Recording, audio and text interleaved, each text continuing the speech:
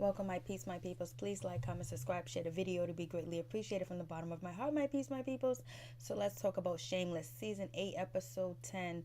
I can't believe Ewan is dead. OMG. Like, I knew once he went to jail, he was going to die. And it was so funny when Ewan showed up to court drunk. Afterwards, he went on break and got drunk. That was just so hilarious when he got on the stand all intoxicated. So let's talk about Ian. Ian is on a crusade. He is going around. He is preaching. He is speaking to people. He has a cult following. People following him. Pastors, ministers, a lot of young, gay children, adults, preachers, priests, ministers are following Ian around because they think he's like the gay Jesus. They think that he is the all. And it's like, oh shit, we started off with Frank being St. Francis, and now we have Ian, and it seems like Ian is loving this, and he's scared and he's nervous, but he's performing very well, and people are listening to him. People listen to what he got to say. At one point in time, people ignored Ian. They didn't listen to him. He didn't have friends. He didn't have anything, and now he's on a cult-like status. He's like the gay Jesus right now. And so I think his bipolarness and his mental illness is like, helping this like go even farther, where he's like chasing down, ministries that are trying to transform and turn kids away from being gay, trying to have an exorcism and things like that. Like, he is literally going after them and showing up and protesting and things like that. And he's become very popular on social media. And it seems like this is feeding his, bipolar. And it's like he's forgetting about the people that love him. Like, he's forgetting about Trevor. Like, he was so obsessed with getting Trevor back, proving to Trevor that he wanted to be with him, proving to Trevor that he was sorry. Now he don't even got time for Trevor. Trevor's not even on his map because he's too busy online trying to fight people and go through comments. And it's like, it's going to crash and it's going to fall. I just hope Ian don't go too crazy, because he can go to the deep end. And because he still hasn't dealt with his feelings about Monica. He hasn't dealt with the anger he had towards Fiona at all, and he hasn't dealt with his obsession. Now he got Trevor back. He had sex with Trevor. It's like, he's on a mission now. Like, he feels like he has something to do, like his life has a purpose. So let's see if this is going to be the end or the be all of Ian, and if Ian's going to be able to control this cult like following, and is this cult like following going to turn on him. And so we have Frank and um, we have Frank trying to make money off of this cult following of Ian. So now he's making t-shirts, gay t-shirts saying Jesus, saying Ian signed the t-shirts or whatever. So he's making some money with Liam. Him and Liam are making t-shirts. They're saying that they've been blessed, they've been signed, and they're making those. So Frank found a new way to make money, because Frank wants to retire, but he hasn't worked long enough to retire anywhere. And so now he found a new hustle, because he's not smuggling people over the border anymore, because of he almost went to jail. And so now we get to, Cassie. Cassie's in the house chilling with the Gallaghers or whatever. She like moved in or whatever. And, since now that she's engaged to Carl, she's cooking breakfast for the family. She's making sure everything is like, she's being a housewife. She's only like 14 years old. And Carl is like, 15, 16? And so, or he's 16, right? Or 17? He's 16. So anyways, she brings, engagement presents to everybody. And then the worst of it all was the blood that she put in a little veil to give to Carl. And she had a veil herself, and she cut Carl open to get some blood to put in the veil, so they can carry each other's blood around, so they can carry each other's DNA. Crazy. Carl looks scared, but he hasn't had love. He doesn't feel like he's been loved, because he hasn't been loved by Monica, or she hasn't been able to show him love, or Frank. And Fiona's been so busy trying to survive and take care of the family, and that he hasn't had that love from a woman that he desire or whatever. And and he sees all his siblings in bad relationships and their relationships fail. So he feels like, Cassidy's everything. Like, she's wealthy, she's smart, she's this, she's that, she's crazy and everything like that. But he feels like it's better to be loved than not to be loved at all. And he wants a real relationship. He wants like a family, because his family was just basically in chaos growing up. So it is what it is. So you know, Fiona's there in the kitchen. She was like, "Don't marry her." Ian was like, "Don't marry her." And did Lip say anything about not marrying her? I don't think Lip said anything, because Lip was leaving to go visit, Urine and prison. Frank comes out the bathroom. He was like, "Marry her, marry her." And it was like, I'm surprised. I thought, Frank, you was like, Monica stole your whole life. She stole your soul. And can't nobody see that, Cassie is just like Monica?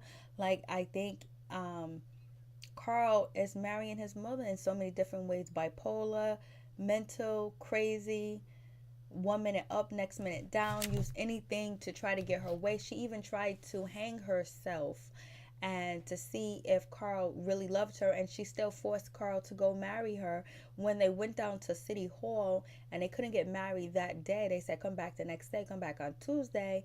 And she was upset, but Carl woke up, Cassie, to tell her, "Hey, listen, I was really relieved that we didn't get married today, because I think we should wait. I really love you. You're an amazing woman, blah, blah, blah." She was like, "Okay." And she was cool. And then the next day, she tried to act like she was hanging herself.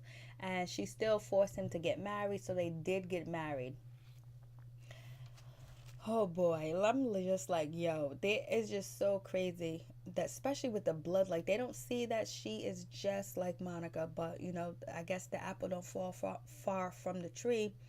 And I'm surprised Frank was so into it, because he said Monica stole everything, and he's gonna live a different life now. But whatever. So then we got Kevin V trying to find Spallona a husband, a rich husband, and they trying to make a profile. The profile sounds horrible, like she's a former whore. She wants to do this. She wants a rich man is about to die, is about to marry her, has the illness and all this other stuff, and it's just crazy. And so they set her up on a date. Like, the ad that they read, like, who would even respond to it? So she gets a date, and the guy shows up, and he's looking for sex, because the way the ad goes, it talks about sex. And he was like, "Give me a blowjob for $40. But first, Svetlana was like $900,000. He was like, $40. Come back to my car. Give me a blowjob. Take your shoes off, because I don't want my car to get dirty." And then she punched him right in his face. I was like, yo. I was just like, yo, it's crazy. But you know what was funny? When V, Kev, and Spallona was talking, and it was like, and they was telling Spallona to be more nice, to be more friendly or whatever, and you got to make people happy. And she was like, "I know how to make people happy." And it was like, Kev was like, "Sometimes hand jobs is not appropriate in every situation." I thought that was funny. So then we have the guy, Rodney, that fell off the building of Fiona's roof. Basically, his family's homeless. They living out on the street in Fiona's parking lot. And Fiona's feeling sorry for them, so she let them use the bathroom, so they're washing up and everything. Then Rodney gets out the hospital. He shows up in the ambulance or whatever, and she let them in the house and all that other good stuff. And then she went to go talk to Trevor to get some shelter for them or whatever. And then that's when Trevor is telling Fiona, "Hey, listen, what's up with Ian? He didn't show up to the gig. I got like 60 kids coming. It's supposed to be a career day. It's about being an EMT, but it's like he's busy at these churches. It's like he's forgetting about us." And so Fiona's like, yep, I know. And so Ian got what he wanted from Trevor and bounced. So anyways, we get back to the homeless people. So, Fiona sees, Rodney get out the ambulance and get dropped off in the car. And they're telling Fiona that, they can't go anywhere because can't fit his leg in the car. They don't have a place to stay.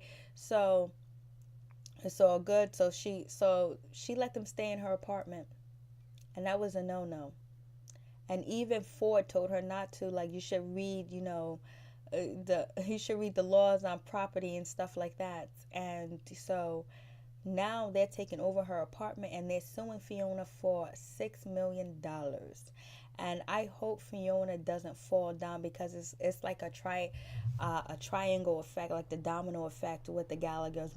Once one goes down, they all seem to fall right behind the other one. But sometimes one can pick the other one up. So, anyways, Fiona and Ford, they are making out, and he likes her, she likes him. They go buy an expensive chair, but the homeless people messes up the chair and pour coke in it. And now, Fiona was trying to break out and be on her own and be in her own apartment, but somehow she's back at home and she have squatters. And it's like, Fiona, what's going on with you? You should know the game. You, Frank, Monica, your brothers, you guys pulled all types of tricks and buffoonery on people and got away with it because you guys were in poverty, and you let these people pull one on you after you finally got the lady out the house that had a bunch of kids that was calling you a cunt. So it's like Fiona slipping. As Fiona being on the upper side of Chicago got her slipping, that she's just too vulnerable now, because the old Fiona wouldn't have fell for that, or would she? So I was like, damn. So anyways, her and Ford are getting together. They go out, and they're at the alibi, and they're at the alibi and everything. And Fiona was like, yo, you don't ask me any questions about myself. I know everything about you. I know your girlfriends. I know your kids. I know where you been, what city, what place you traveled. I know everything about you, but you don't know nothing about me. And he was like, oh, yes, I do. I did my research. You have a effed up family. You got left at the altar by a junkie. And he just ran down the business. I mean, he ran down her business like it was nobody's business. I was like, yo, like he knew everything about her, and he said to her, you scare me. So he's kind of scared of Fiona because maybe she's really a big challenge. And what does he want with Fiona? Does he really want a relationship? Because you see the other women that he's been with, well-traveled, well-educated. Fiona's different. She's rough around the edges, but she does have her own building. She's running a restaurant. And, he knows about her going to school, trying to prove to, Lip that she's just as smart as him. He knows about Lip. He knows about everybody. And so her whole family, he did his research. He asked around about her, and he probably likes Fiona, admires her, and have pity for her at the same time, and then also attracted to her as well. So I wonder what's up with that. And then right after that, they go and they make love. They have sex 4 to 5 times. They're running out of condoms. And Fiona said, isn't it surprised I'm the only one that don't want to have a baby by you? And he was like, I don't even want my own babies. I was like, oh no. And so then he was like, tell me something I don't know about you, Fiona. She was like, I don't think I want children. He was like, you're a woman. Why would you not want children? I was like, boy, that was a sexist statement that he said. Even though our bodies are made to breed or whatever, it doesn't mean we have to breed. Like, damn. He was like, how could you not want to? And so we have fucking Cassidy is so crazy. Like, I don't even see. I think it's the money and the love that that Carl wants. She cuts up his uniform. She doesn't want him to go to military school. She wants him to get married to her before he leaves or whatever. Like, she's going insane, like crazy. And she just does a lot of crazy stuff, but there's nobody there to actually be adults or actually parent Carl and have this 14-year-old girl go. So I think that's what Ford was basically saying, like, some of these people got to get out your house. Or was he talking about the homeless people? But Ford really admired Fiona for letting the homeless people stay in her house. Now he's gonna realize how she's gonna get played, and she's getting played by these homeless people. It is terrible. And so we got Ian. He's all over the place speaking, and people love Ian right now. And it's just like, damn, and he's loving it himself. I think he also thinks he might even be the second coming of Christ. Who knows what Ian is actually thinking. So then we got Deb. Deb finds a job, basically being a scab, working undercover, like, union workers. They have their own, job or whatever, but they don't, if they do overtime or whatever, they got a pension. They get overtime, triple time, double time, or whatever on the show. Not every union gig is like this. So Basically, a scab is a person that comes off after hours and do some of the work that the union workers take a long time to do. And so she's, she's welding there and whatever. Then the union people come back, they're running and whatever. And then, all the scabs are running, you're trying to get away or whatever. And, so, Deb was telling the dude, like, yo, I'm not doing this anymore. And the other guy walked up, said, huh, here's your money. We have another gift of $500. And so, damn Deb. So Deb goes to do the job or whatever, and she's cutting, and then her partner was like, yo, I see why this gig pays so much. I see so many different violations. And before you know it, Deb is welding, and the big ass heavy pole hit her foot. It's hot too, number one, because she had the fire on it. Then it hit her foot, and it was like, call the ambulance. So I don't know if she's gonna get in trouble from that. I don't know if DCYF is gonna investigate that. I don't know if she's gonna now not be able to work. She's not gonna be able to walk the dog. So what is she gonna do? But we see Fran's grandmother had came and picked her up. So Fran's grandmother is back in her life, and so Fran has a babysitter. So that means that her daughter Fran is seeing the father. So it won't be long before Deb's baby father comes into her life again. We'll see what happens, because he might want to be with her again, even though he got another girlfriend, or he might want to take custody. So we'll see what happens with that. I was just like, yo, this is crazy. Carl needs to run for Cassidy, for real, for real.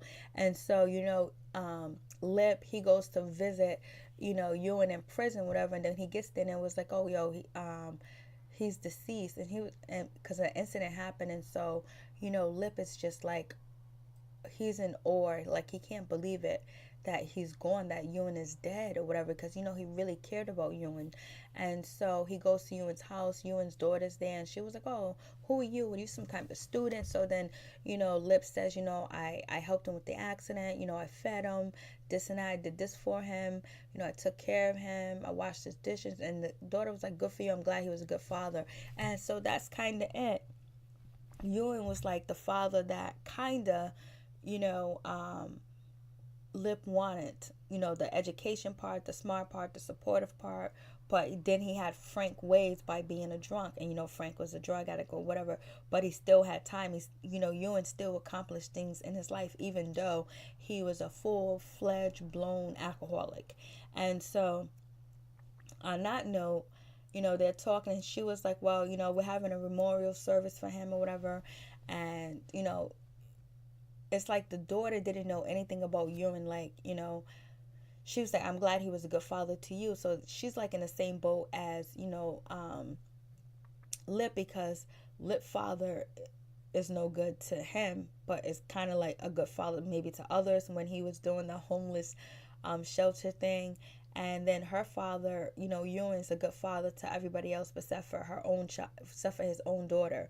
And so she was like, things went by. Like when he was normal, it was cool, but I lost him long time ago because how many DUIs did Ewan have? He had like 20, 30 DUIs. And so Lip goes to the memorial service. He's sitting there, and all these kids are giving these wonderful speeches about Ewan. And so, Lip just walks away and he leaves. And I think Lip is kind of hurt because maybe Lip thought that he only had this special relationship with Ewan. And it seems like he had this special relationship with a lot of kids and he helped a lot of kids. Or is, Lip upset because a good man has been gone and he let alcoholism take over him and he ended up dying, because Ewan died in prison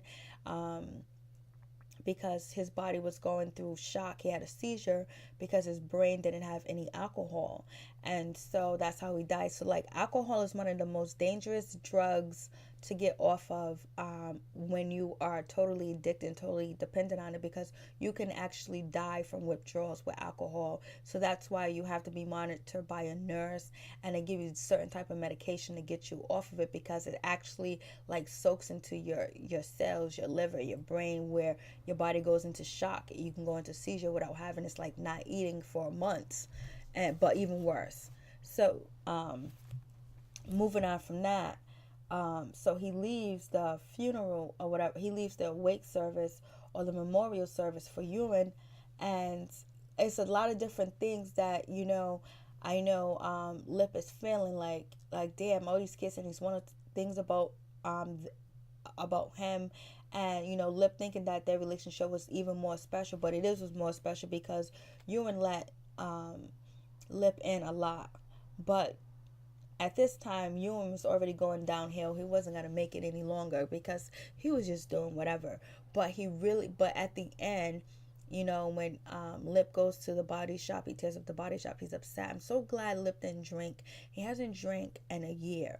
So when he goes home, he sees, Ewan's daughter, and she gives him a letter that Ewan wrote for about Lip or whatever, like a reference letter, a recommendation letter. And it was so deep that the daughter was like, I've never heard him write about a student like this. He's so shocked and amazed by your brain. So when she said that, I was thinking about this a while. When is Lip going to start using his brain and get back into making money, get back into the business, getting back to inventing stuff, working with, engineering and doing things like that? When is he going to go back to it? And so hopefully soon. And I was like, damn, he's gone. Ewan is gone. And so, you got Frank, he's still making his money off of Ian. He's selling shirts with hot dogs on it and designs on it saying gay Jesus, and it's just like him and Liam are making money together. And they supposed to give, all the proceeds to Trevor's, homeless shelter to his kids. And they're not gonna split it evenly or fairly. They're gonna take most of it and give a little bit away. Because Liam asks, Frank, are we gonna give all this to Ian's foundation, the homeless kids? And Frank was like, no way. And he's really selling these t-shirts like cakes, and kids are wanting, Ian to sign these t-shirts. I was like, damn, he's making some money. And so, Trevor and Ian have that conversation, and, Ian runs to Trevor and say, I apologize for not showing up. And, Trevor was like, yo, I had 60 kids here for you. You're supposed to come here and do the career thing or whatever. And it was like, yo, it just sucks that, you're pushing the people away that love you and hurting the people that you love away. And that's a sign of, Ian's, mental illness, mental, disease or whatever. And he's soon gonna crack. He's soon gonna bust, because he goes from one extreme to the next, from Trevor, Fiona, now chasing down the priest, which is good in a certain way, but it's like, that his brain is going to end up collapsing, or he's going to take it to a whole nother level, because Ian don't just do a little bit, he do a whole lot. So it is what it is with that situation. Then what's her name, Fiona, finds out that she's being sued, and we get, Kev and V, they use like a microphone and earset to monitor Spallona going on dates or whatever. And she met up with another guy, and she grabbed his penis, and that was over. And she hasn't met anybody yet. So they're trying, and it seems like Spallona is so mad, she's so upset. It's like she's lost her life, you know what I mean? Like, she's not the same. She's not witty, she's not funny, she doesn't really want to be attractive, she doesn't want to date. It seems like she's really in a dark place right now. And I don't know if it's because of the other girl marrying rich, her still working as a barmaid, and she doesn't own the bar. Because maybe when Spallona owned the bar, she felt like she accomplished something. She felt like she did something. She felt like she had some type of, status, something. She did something right and making money on the side. But it seems like that has been taken away. But it's due to her own trying to cut off V and Kev. And so now V and Kev are together, and they don't want to be bothered with Spallona in the bed anymore. They got their relationship tight, their marriage tight again. And so Spallona's left out alone. And she's going to do something drastic pretty soon. So anyways, Ian ambushing all these churches, and he's loving every bit of it. And the kids love him too as well. I think that's really it. And then Carl marries Cassie. But it's not legit. So if any of the parents find out, they can get it annulled or whatever, because they both have fake IDs. So anyways, peace. I'm out. One love.